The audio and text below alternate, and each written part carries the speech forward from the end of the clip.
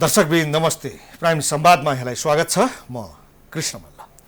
मुलुकको राजनीति कतातर्फ जान्छ भन्नेमा सबैको चासो छ। मुख्यतः संसद विघटनका सम्बन्धमा सर्वोच्च अदालतले के फैसला दिन्छ, राजनीतिक दलहरूले त्यसपछि के रणनीति अख्तियार गर्छन् र मुलुकले कुन बाटो लिन्छ भन्नेमा सबैको चासो छ र राजनीतिक घटनाक्रमहरू दिन प्रतिदिन बदलिँदै गइरहेका छन्।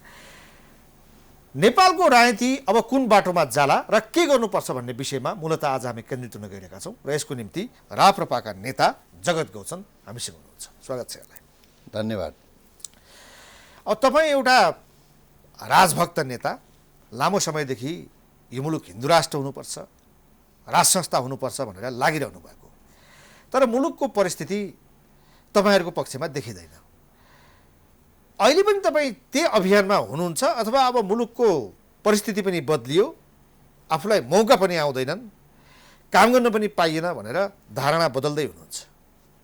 अनि यसमा के छ भने अब ६३ सालमा जुन आन्दोलन भयो त्यसपछि 2065 साल जेठ 15 गते गणतन्त्र घोषणा हुन गइरहेको थियो संसद भवनबाट र टुडी खेलमा विजय जुलुस चाहिँ नि आयोजना हुँदै थियो र काठमाडौँको सडकमा काङ्ग्रेस कम्युनिस्टका कार्यकर्ताहरू घुमिरहेको थिए। त्यो दिनमा मैले गणतन्त्रको विरुद्धमा जुलुस निकालेको थिएँ, न्यु रोडमा मैले निकालेको थिएँ र त्यति बेला चाहिँ नि मैले के भनेको थिएँ भन्दाखेरि तपाईँहरूले कुनै क्रान्ति गर्नुभएको होइन, तपाईँहरूले कुनै युद्ध जित्नुभएको पनि होइन, तपाईँहरूले आन्दोलन गर्नुभयो र हामीसँग वार्ता भयो र तपाईँहरूको आन्दोलन टुइयो, तपाईँले कुनै लडाइँ जित्नुभएको थिएन र दुवै पक्ष मिल्ने र सहमतिमा चाहिँ अगाडि बढ्ने, शासन चाहिँ नि राजनीतिक पार्टीहरूले नै सञ्चालन गर्ने, राजा संवैधानिक भएर बस्ने। भने त्यति बेला चाहिँ नि मैले तपाईँहरूले सच्याउनुहोस्, यसलाई विदेशीको इसारामा मुलुकलाई बेइमानी गर्ने काम नगर्नुहोस्, तपाईँले यसलाई सच्याउनुहोस्, नभए गणतन्त्रलाई हामी भड्काइदिन्छौँ भनेर मैले त्यति बेला भनेको थिएँ। त्यति बेला भनौँ गणतन्त्रको विरुद्धमा मैले एउटा जग थापेको थिएँ र आज मलाई के खुसी लाग्छ भन्दाखेरि नेपाली जनता धेरै सचेत भइसकेका छन्, सबै कुरा बुझिसकेका छन् र अब के भन्दाखेरि जुन मैले रोड म्याप त्यति बेला बनाएको थिएँ, जुन जग थापेको थिएँ गणतन्त्रको विरुद्धमा, त्यो बाटोमा सम्पूर्ण देश चाहिँ अहिले हिँड्न थालेको छ। सबैले सबै कुरा बुझिसकेका छन्। अहिले गणतन्त्रको विरुद्धमा बगेको नदीतर्फ जनताहरू, यो देशका सर्वसाधारण सबै गएका छन् भन्ने तपाईँलाई लाग्न थाले, अब बुझ्न थाले। गणतन्त्र त झन् बलियो र सुदृढीकरण हुँदै गइरहेछ नि। होइन, यो के भन्दाखेरि टाँसको घर जस्तै हो, किनकि यो बेइमानीको जगमा खडा भएको छ। त्यति बेला यिनले क्रान्ति गरे पनि होइन, सहमति भयो, मिलेर जाने सहमति भयो, तर कार्यान्वयन गर्ने बेला यिनीहरूले बेइमानी गरे। त्यो बेइमानीको जगमा खडा भएको गणतन्त्र हेर्दाखेरि राम्रो देखिन्छ, तर कागजको चाहिँ नि घर जस्तै हो। यो त्यो सहमति भनेको राजासँग भएको सहमति हो, त्यो राज संस्था हटाउने सहमति थिएन। तपाईँले धेरै पटक भनिसक्नु भएको छ त्यो सहमति हामी चाहिँ अब एक्सपोज गर्छौँ भनेर। कहिले आउँछ त्यो दिन? अनि उचित समयमा हामी चाहिँ त्यो अब पोलिटिक्समा के हुन्छ भन्दाखेरि कहिलेकाहीँ चाहिँ नि 2 कदम अगाडि बढ्नुपर्छ, कहिले चाहिँ 2 कदम पछाडि हट्नुपर्छ। यो उचित समय भन्नेको कहिले हो? देश नै रहला नरहलाका बहस प्रारम्भ भइसक्यो, तपाईँहरू अझै उचित समयको पर्खाइमा हुनुहुन्छ? होइन, हामी चाहिँ नि अगाडि बढ्ने पक्षमै थियौँ। मैले तपाईँलाई पहिला पनि भनेको थिएँ, तर अहिले सबभन्दा महत्त्वपूर्ण कुरो के छ भन्दाखेरि अहिले यत्रो कोरोनाको लहर छ विश्वव्यापी रूपमा, नेपालमा पनि यसले चाहिँ नि ठुलो एउटा चाहिँ समस्या खडा गरेको छ। यति बेला पहिला चाहिँ नेपाली जनताको चाहिँ कसरी सुरक्षा गर्ने भन्ने कुरा पहिलो पत्र सार्वजनिक गर्नलाई कोरोनाले कहाँ छेक्छ त? होइन, त्यो के भनेर हाम्रो जुन प्लानिङ छ त्यो प्लानिङमा चाहिँ अगाडि बढ्नको लागि हामीले चाहिँ धेरै एउटा चाहिँ भनौँ रणनीतिमध्ये त्यो पनि एउटा हुन जान्छ है, र त्यो सही समयमा हामी निकाल्छौँ। हाम्रो प्लानिङ भन्नाले राप्रपाको अनि एउटा के भन्दा राप्रपा पनि एउटा तत्त्व हो। राप्रपा पनि त्यो चाहिँ हाम्रो जुन उद्देश्य एउटा फ्याक्टर हो। राज संस्था फर्काउने थुप्रै शक्तिहरू छन्, तीमध्येको राप्रपा एउटा। राप्रपाकै यो राज संस्था र हिन्दू राष्ट्रको पक्षमा छ जस्तो लाग्छ तपाईँलाई? तपाईँ जुन पार्टीमा आबद्ध हुनुहुन्छ त्यो पार्टीले राज संस्था र हिन्दू धर्म अथवा हिन्दू राष्ट्र खोजेको छ? 100% नि। त्यो त हाम्रो जुन आधार पत्र छ, हाम्रो चाहिँ जुन चाहिँ विधान छ त्यसमा नै के भन्दाखेरि राजा सहितको प्रजातन्त्र र हिन्दू राष्ट्र भनेर स्पष्ट लेखिया छ र हामी चाहिँ नि त्यसलाई स्थापना नभएसम्म नगरेसम्म हामी चाहिँ नि मतलब चाहिँ चुप लाएर बस्दैन। त्यो पनि कागजमा लेखिएको भयो, व्यवहार त देखिएको छैन। अनि छ त्यहाँ चाहिँ त्यो पार्टीमा हामी जस्तो मान्छेहरू पनि छौँ त्यहाँ, जसले चाहिँ नि गणतन्त्र चाहिँ घोषणा भएको दिनमा जुलुस निकालेर गणतन्त्रलाई चाहिँ हामी समाप्त पार्छौँ भनेर चाहिँ नि अनवरत रूपमा चाहिँ हामी त्यहाँ लागिरहेछौँ। दुई चारजना तपाईँहरू हुनु होला, तर राप्रपाले कस्ता किसिमका निर्णय गरिरहेको छ र कसरी अगाडि बढिरहेको छ भन्ने कुरामा एउटा दृष्टान्त दिन्छु म। राष्ट्रिय सभाको उपनिर्वाचन भयो, त्यसको निम्ति एमालेका तर्फबाट अझ प्रधानमन्त्री केपी ओलीका उम्मेदवार थिए रामबहादुर थापा। तपाईँले रामबहादुर थापालाई भोट हाल्नुभयो। रामबहादुर थापा को हुन्? हिजो राज संस्थाको विरुद्ध लडेका नेता हुन्। यो देशमा गणतन्त्र ल्याउनुको ठुलो भूमिका छ, उनी अहिले पनि त्यसमा अडिग छन्। राज संस्थाको कहिले पक्षधर हुन सक्दैनन्। त्यो व्यक्तिलाई जो एमालेको उम्मेदवार हुन्, राप्रपाका कार्यकर्ताहरूले नेताले भोट हाल्दा हात कापेन? तपाईँले भने सही कुरा हो, तर त्यसमा के छ भन्दाखेरि पार्टी व्यवस्थामा अब चाहिँ नि त्यहाँ पार्टीभित्र अनेक थरीको मान्छेहरू हुन्छन् है, अब सन्तान थरीका भन्छन् नि, तर आम कार्यकर्ताले त्यसलाई रुचाएको छैनन्। यो कुरा चाहिँ नि पछि महाधिवेशन गएर उठ्छ यो है, कार्यकर्ताले रुचाएको छैनन्। मैले पनि यसमा चाहिँ लुम्बिनीमा पनि त्यही भएको हो। मैले यसमा चाहिँ असहमति पनि मैले जनाएकै हुँ। यसमा चाहिँ यो ठिक हुँदैन, अब तपाईँहरूले गरिहाल्नुभयो, गर्न थाल्नुभयो, अब त्यसमा चाहिँ नि अब मैले भन्ने कुरो केही पनि छैन, तर यो चाहिँ ठिक होइन, यो गर्नुहुन्थेन। यसले गर्दाखेरि पार्टीको चाहिँ नि साख चाहिँ नि कमजोर हुन्छ भनेर मैले भने। त्यही भएर राप्रपामा गणतान्त्रिक शक्तिहरू हावी भएका छन्, गणतान्त्रिक शक्तिहरू बहुमतमा छन्, तपाईँहरू अल्पमतमा हुनुहुन्छ। तपाईँहरू निर्णय नै गर्न सक्नुहुन्न भने त्यो पार्टीमा किन बसिरहने?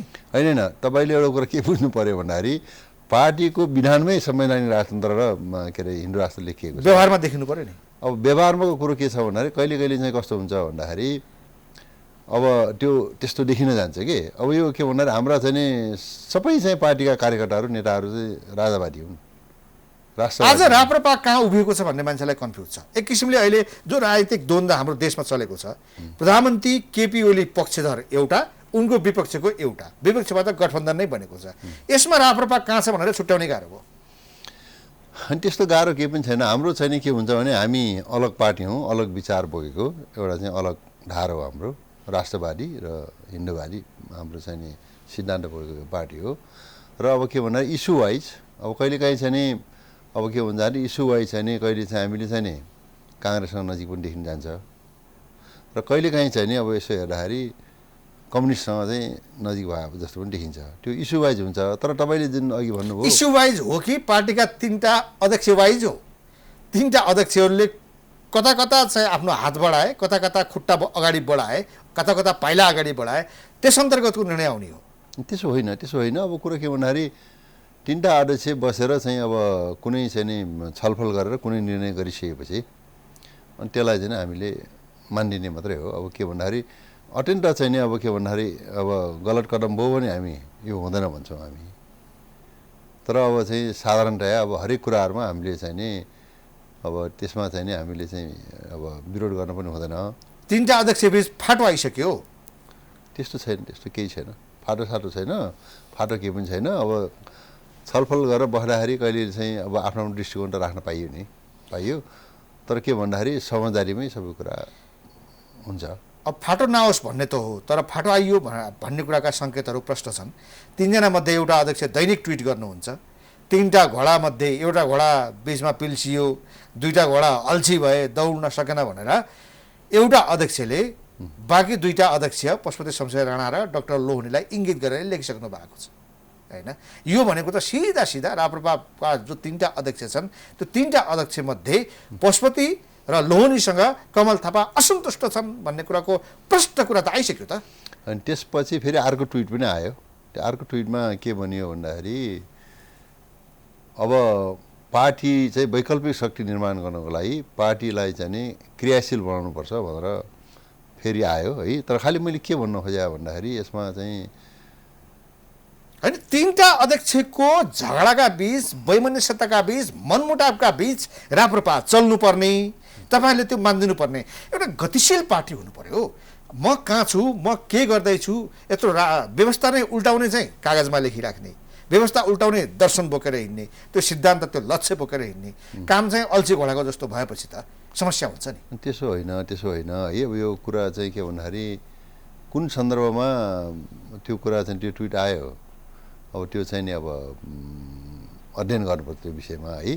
तर धेरैजना मान्छेले त्यसलाई रुचाएको थिएनन् र यो चाहिँ नि ठिक भएन भनेर कार्यकर्ताले धेरै ठुलो रियाक्सन पनि देखाएको थिए र पछि दोस्रो ट्विट आइसकेपछि अनि त्यसपछि अनि यो चाहिँ नि के भन्दाखेरि मैले यसो भन्न खोजेँ भन्ने कुरा आएपछि त्यसपछि अब यो कुरा के भन्दाखेरि तीनजना अध्यक्षज्यूहरूको चाहिँ यसमा चाहिँ कुनै चाहिँ नि अध्यक्ष थापाको चाहिँ एमाले अध्यक्ष प्रधानमन्त्री केपी शर्मा ओलीसँग निकटता देखिन्छ अथवा भनौँ उहाँले लिएको राजनीतिक मार्गमा उहाँको समर्थन छ।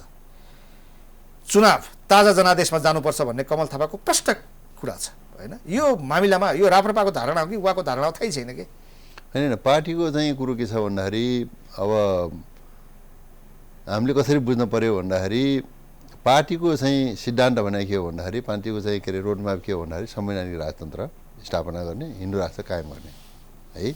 हाम्रो चाहिँ त्यो मेन लाइन त्यो हो।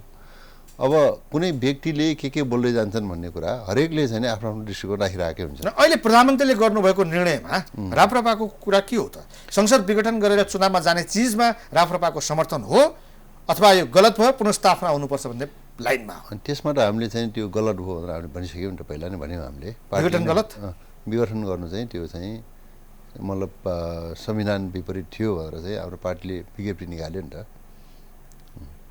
यो संविधानको के माया लाग्यो र? यो संविधानको विरुद्धमा तपाईँहरू हिँडेको मान्छेहरूलाई संविधान विरुद्धका गतिविधिहरू निर्णय प्रधानमन्त्रीबाट हुँदाखेरि त खुसी नै लाग्नु पर्यो होइन। पार्टीको कुरा गरिरहेको छु मैले, मेरो व्यक्तिगत कुरा गर्दाखेरि त यो सिस्टम म नमान्ने मान्छे, यो जति डिटोरेट हुने जान्छ त्यति हामीलाई चाहिँ नि सहज हुन्छ। र अब ओलीजीले के गर्नुभएको छ भन्दाखेरि उहाँले जानेर गर्नुभयो या नजानेर गर्नुभयो त्यो आफ्नो ठाउँमा छ, तर उहाँले चाहिँ नि अहिले यो चाहिँ गणतन्त्रलाई चाहिँ नि एकदमै चाहिँ डुङडुङी गराउने, एकदम चाहिँ काम नलाग्ने चाहिँ काम उहाँले बनाइराख्नु भएको छ र मैले उहाँलाई चाहिँ नि त्यसमा चाहिँ धन्यवाद दिन चाहन्छु।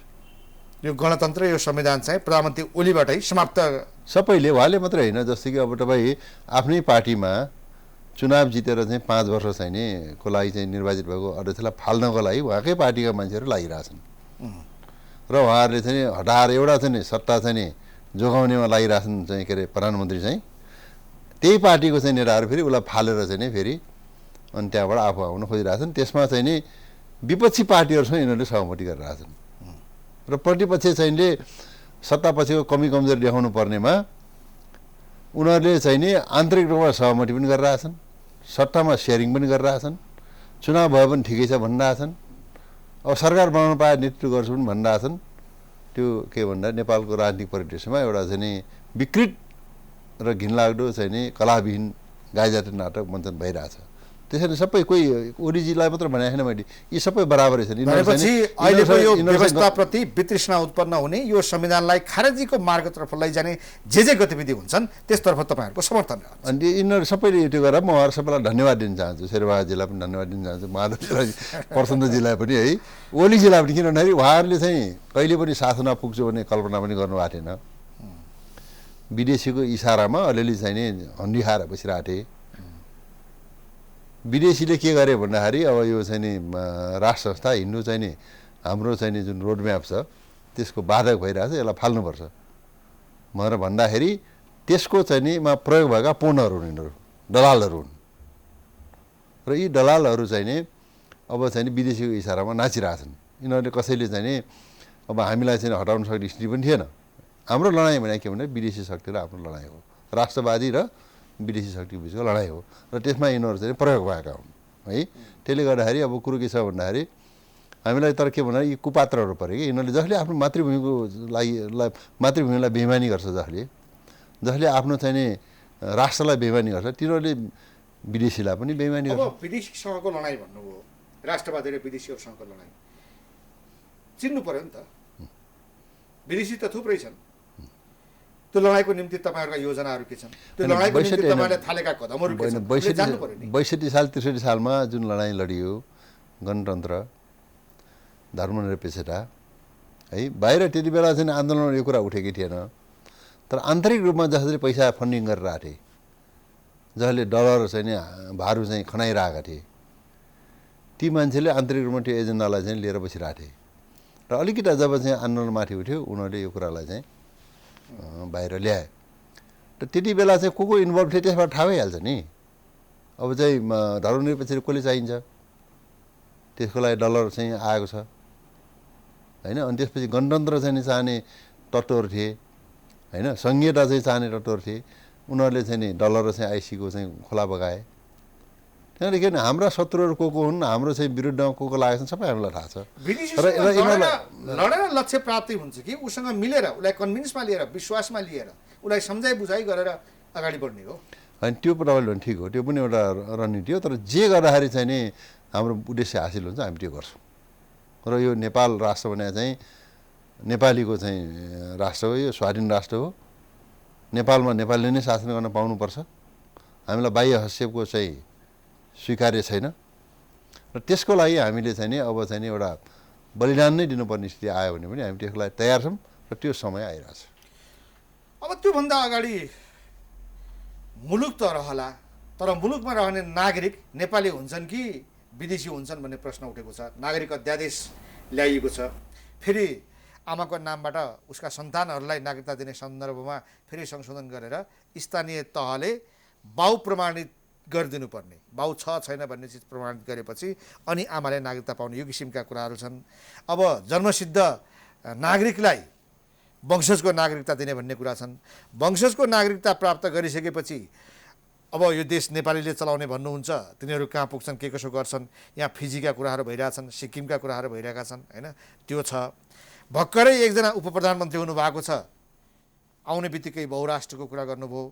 होइन यसलाई देश टुक्राउने अभिव्यक्तिका रूपमा मान्छेहरूले बुझ्न थालेका छन् पछि उहाँले सच्याउनु भयो होला धेरै शङ्का नगरौँ तर उहाँमाथि थप शङ्का गर्नुपर्ने उहाँको पृष्ठभूमिले पनि देखाउला प्रश्नहरू आएका छन् हो यी चिजहरूको बिचमा अब कसरी मुलुक सम्हाल्ने कसरी मुलुक रहला र त्यसपछि चाहिँ हामी विदेशीसँग लडौँला के गरौँला भन्ने चिज गर्ने हो हामी त खतरनाक मार्गतर्फ गइरहेको छैनौँ र भने मैले पहिलेदेखि तपाईँलाई यही टिभी चाहिँ इन्टरभ्यूमा मैले तपाईँलाई यो कुरा भनिरहेको हो र यहाँलाई म के निवेदन गर्न चाहन्छु भन्दाखेरि हामीले चाहिँ नि मुलुकलाई चाहिँ कहिले पनि बेइमानी गरेको छैनौँ जस्तो तपाईँलाई याद होला लेट किङ वीरेन्द्रले यस्तै किसिमको एउटा चाहिँ नि के भन्दा परिस्थिति आएको थियो पहिला विदेशीको काम के हो भन्दाखेरि यहाँ बलियो सरकार र स्थायी सरकार बनाउन नदिने त्यो सरकारलाई चाहिँ नि विभिन्न ठाउँबाट हिर्काएर प्रहार गर्दा त्यसलाई कमजोर बनाइने र कमजोर बनाएपछि अनि आफ्नो चाहिँ नि एजेन्डा अगाडि राखेर ल यो गर्नुहोस् तपाईँलाई हामी जोगाइन्छौँ भन्ने त्यस्तै परिस्थिति पहिला पनि आएको थियो आउँदाखेरि चाहिँ नि नागरिकताकै कुरो त्यति बेला चाहिँ उठेको थियो 40 लाख 35-40 लाख चाहिँ नागरिकतालाई चाहिँ मलाई नागरिकता दिने भन्ने कुरा हुँदाखेरि त्यो चाहिँ नि क्याबिनेटबाट पास भएर अनि दरबारमा गएको थियो त्यति बेला लेट किङ वीरेन्द्र जो महान एउटा चाहिँ प्रजातन्त्रवादी राष्ट्रवादी एउटा अत्यन्त दूरदर्शी राजा हुनुहुन्थ्यो उहाँले चाहिँ त्यसलाई चाहिँ नि सर्वोच्चमा पठाइनु हामीले चाहिँ नि यही हो तपाईँले एकदम सही कुरा गर्नुभयो के भन्दाखेरि हाम्रो लडाइँ नै त्यही हो नेपालको विरुद्धमा जसले षड्यन्त्र गरिरहेछन् त्यो हामीलाई स्वीकार्य छैन भनेर हामीले भन्ने र काङ्ग्रेस कम्युनिस्टहरू चाहिँ नि उनीहरूको इसारामा पैसा खाएर पटको लोभमा चाहिँ नि डलर चाहिँ भारूमा बिक्री भएर मुलुकको विरुद्धमा लड्ने मुलुकको विरुद्धमा चाहिँ खडा हुने त्यो दुईवटा पक्षको बिचको लडाइँ गयो त्यसले गर्दा अहिले चाहिँ पनि जे भइरहेछ कुरो के छ भन्दाखेरि यो राजा वीरेन्द्रको वंशनाश हुनुको पछाडिका कारणहरूमा यी नागरिकता विधेयकलाई पनि मान्छेहरूले अगाडि सार्ने गरेका छन् त्यो हो अनि त्यो चाहिँ के भन्दाखेरि बिहाइन्ड द कर्टेन के हो कसो हो त्यो आफ्नो छ तर त्यो घटना चाहिँ नि अब साँच्चीकै तपाईँले चाहिँ नि के भन्दाखेरि के बुझ्नुपर्छ नि दिपेन्द्रबाट नै त्यो काम भएको दिपेन्द्रले त गरे उनलाई त एउटा प्रयोग गरियो दिपेन्द्र राजालाई त प्रयोग गरियो तर पछाडि चाहिँ उनलाई कसले उक्साटमा ल्यायो कसले प्रयोग गर्यो कसले त्यो डिजाइन गर्यो भन्ने कुराको पछाडि जो नागरिकता सम्बन्धी विधेयक त्यो बेला ल्याइयो 35-40 लाख गैर नेपालीहरू विदेशीहरूलाई नेपाली बनाउने उनीहरूलाई नागरिकता दिने सम्बन्धमा राजा वीरेन्द्रले लालमोहर नलगाएपछि यो षड्यन्त्र रचिएको भन्छन् नि अनि यसमा एउटा कुरा के छ भने तपाईँले बडो महत्त्वपूर्ण कुरा उठाउनु भयो 1 मिनट मेरो कुरा सुनिदिनु होला के भन्दाखेरि राजा वीरेन्द्र महान प्रजातन्त्रवादी र राष्ट्रवादी राजा हुनुहुन्थ्यो दूरद्रष्टा हुनुहुन्थ्यो उहाँ। र 46 सालमा उहाँले बहुदल लिनुभयो। यस्तै प्रेसरहरू आउँदाखेरि विदेशीले चाहिँ नि आन्दोलन गरे पैसा खनाएर, त्यसपछि त्यहाँबाट ल अब हामीले भने मान्नुहोस् परराष्ट्र अनि त्यहाँ डिफेन्स हामीलाई दिनुहोस्, नदीनालाहरू चाहिँ अलिकति हामीलाई दिनुहोस्, तपाईँले निर्वाध रूपमा चाहिँ शासन चलाउनुहोस् भनेर भुटानकै जस्तो एउटा मोडेलको कुरा गरे। त्यति बेला राजा राष्ट्रवादी थिए, यो हामीलाई स्वीकार्य छैन भनेर बहुदल चाहिँ नि सरकारबाट दिइबक्स्यो है। उहाँ एउटा महान चाहिँ देशभक्त हुनुहुन्थ्यो। र त्यसपछि अब के भन्दाखेरि 8-10 वर्ष चाहिँ नि बहुदलीय व्यवस्था चल्यो। चलेपछि त्यति बेला धेरै विदेशीहरूको चलखेल बढ्न थाल्यो। र त्यति बेला राजा वीरेन्द्र चाहिँ स्वर्गीय राजा वीरेन्द्र चाहिँ नि चाइना जानुभयो। चाइना गएर उहाँ चाहिँ त्यहाँबाट फर्केर आउनुभयो। त्यति बेला मैले दर्शन भेट पाएको थिएँ। त्यति बेला उहाँबाट के हुकुम भएको थियो मलाई भन्दाखेरि जगत नेपालमा चाहिँ नि धेरै विदेशीको चलखेल बढेर गयो, यो बहुदलीय व्यवस्थाको कुनै विकल्प छैन, बहुदलीय व्यवस्था नै चाहिन्छ, प्रजातन्त्र नै चाहिन्छ, त्यो सही कुरा हो। तर आयातित बहुदलीय व्यवस्था होइन, आयातित डेमोक्रेसी होइन। विदेशीले जबरजस्ती लाडेको चाहिँ डेमोक्रेसी चाहिँ नि मुलुकको हित नहुँदो रहेछ। नेपालमा नेपाल सुहाउँदो बहुदलीय व्यवस्था हुनुपर्छ। त्यस कारणले गर्दाखेरि तिम्रो जस्तो युवा चाहिँ अब अगाडि बढ र त्यसको लागि तयार हुनु तिमीहरू भनेर चाहिँ सरकारबाट मलाई हुकुम भएको थियो। हुकुम भएपछि म चाहिँ नि अत्यन्त चाहिँ आह्लादित गदगद भएर चाहिँ मेरो छाती चाहिँ नि हात्तीको जस्तो नाङ्लो जस्तो छाती भएर चाहिँ मैले चाहिँ सरकार असीम निगाह बक्स्यो भनेर मैले चाहिँ त्यति बेला म तयारी गरिरहेको थिएँ। नेपालमा नेपाल सुहाउँदो बहुदलीय व्यवस्था भनेर हामीले डक्ट्राइन पनि तयार गरिरहेको थियौँ। त्यही बेला राजा हत्याकाण्ड भयो है। त्यस कारणले बिहाइन्ड द कर्टेन छैन को थिए भन्ने कुरा त्यसमा अनुमान गर्न सकिन्छ है। तर चाहिँ के भन्दाखेरि जुन कारक छ नि जसले चाहिँ नि त्यो गर्यो त्यो चाहिँ स्वर्गीय दिपेन्द्र नै भइबस्न्थ्यो। यो हत्याकाण्डको बारेमा तपाईँलाई अलिक बढी थाहा पनि होला, सम्पर्क पनि छ, तपाईँ त्यो बेला सक्रिय नै हुनुहुन्थ्यो। कतिपयले 2-3टा दिपेन्द्र देखिए भन्थे। त्यो चाहिँ अब कहाँ हिन्दी फिल्महरू देखेर फिल्ममा त्यस्तो कुरा हुन्छ कि त्यो के भन्छ त्यो काल्पनिक कुराहरू हुन्।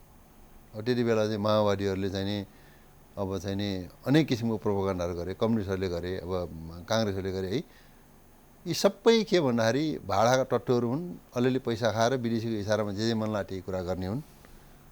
त्यसको परिणति अहिले के भयो भने देशले कस्तो दुर्गति भोग्नु परिरहेछ अहिले।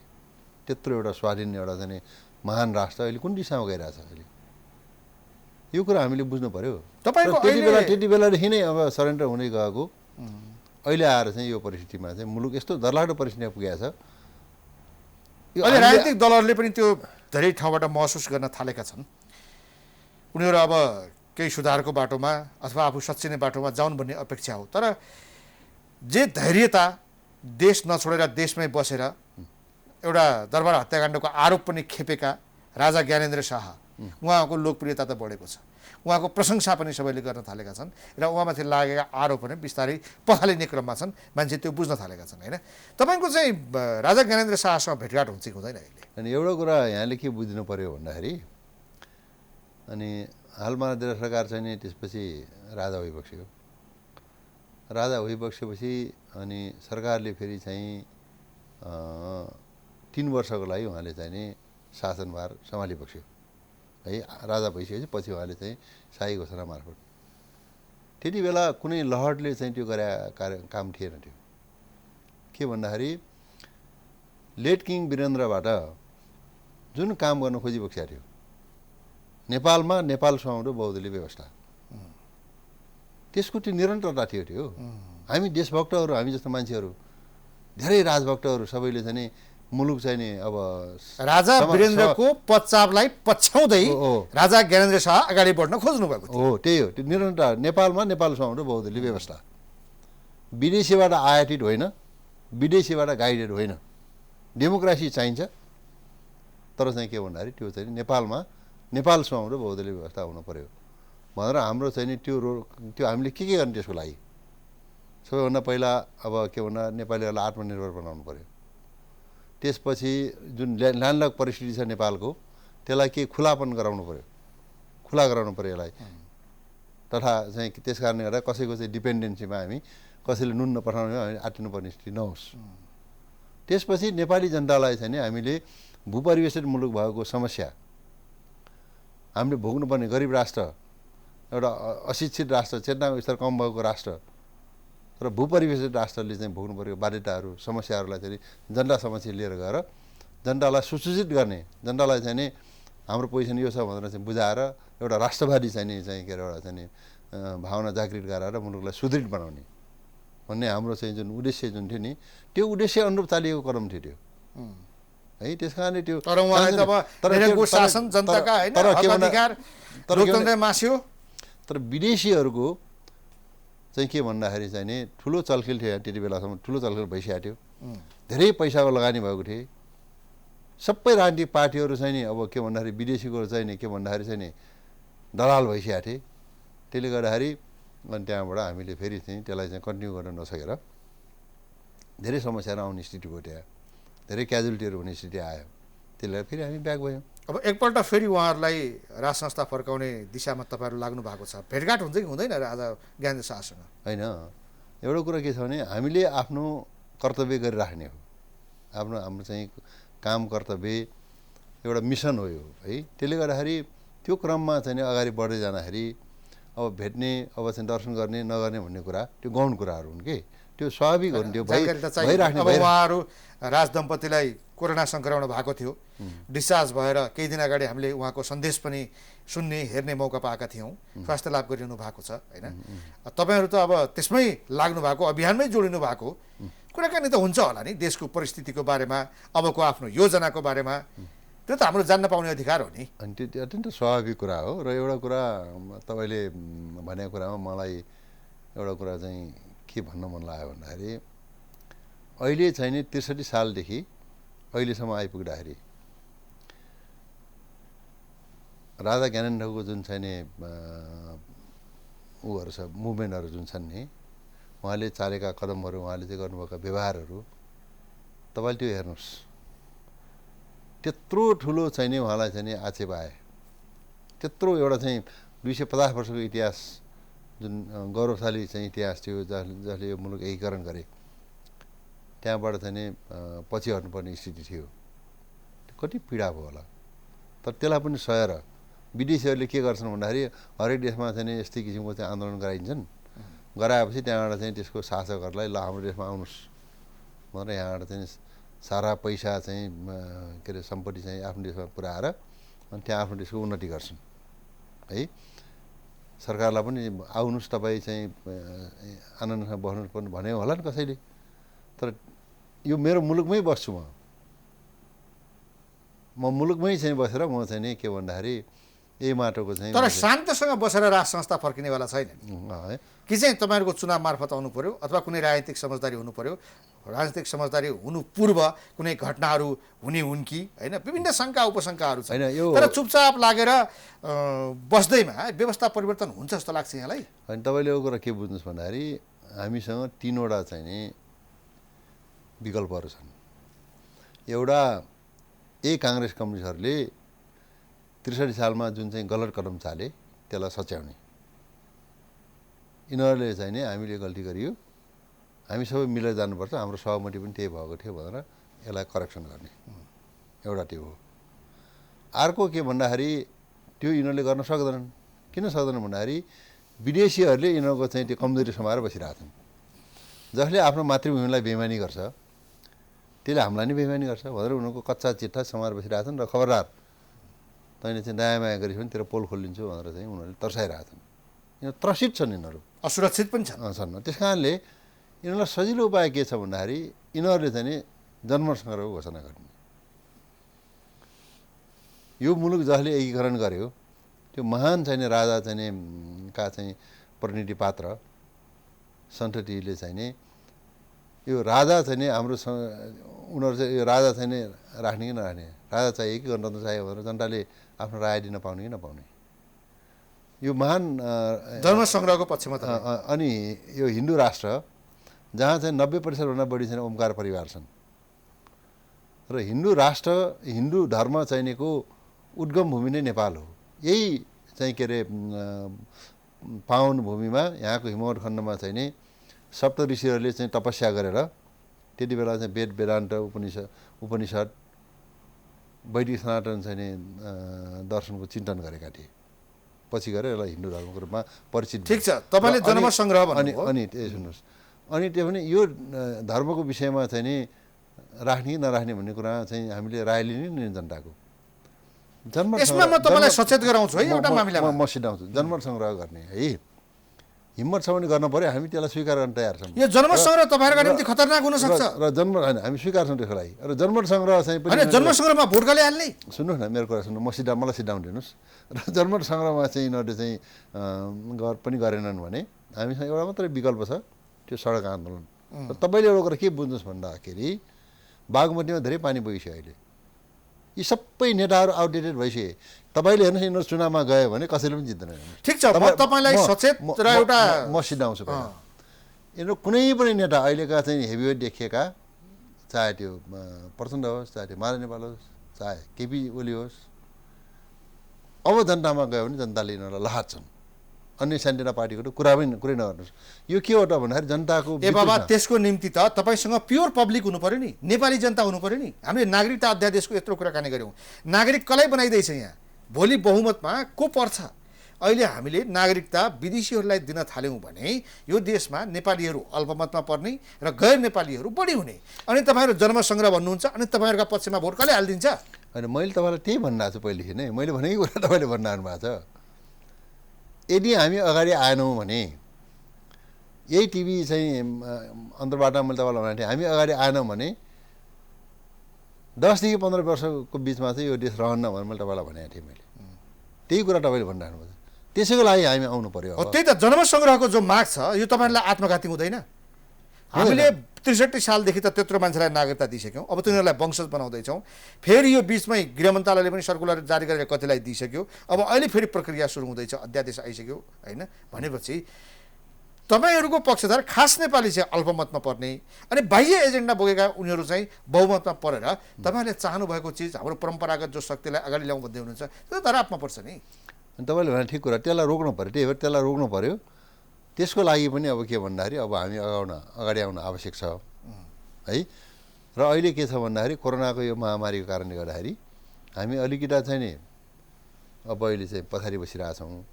तर यो कोरोनाको चाहिँ समस्या समाधान हुने बित्तिकै अब यो नेपालमा एउटा चाहिँ ठुलो एउटा चाहिँ नि भीषण आन्दोलन हुन्छ। र त्यो कसैले रोक्नु सक्दैन, त्यसलाई कसैले रोक्नु सक्दैन। त्यो चाहिँ नि यस्तो ठुलो बाढी आउँछ कि यिनीहरू चाहिँ बढाइदिन्छन्। हुन्छ, हस्, धेरै धन्यवाद। धन्यवाद।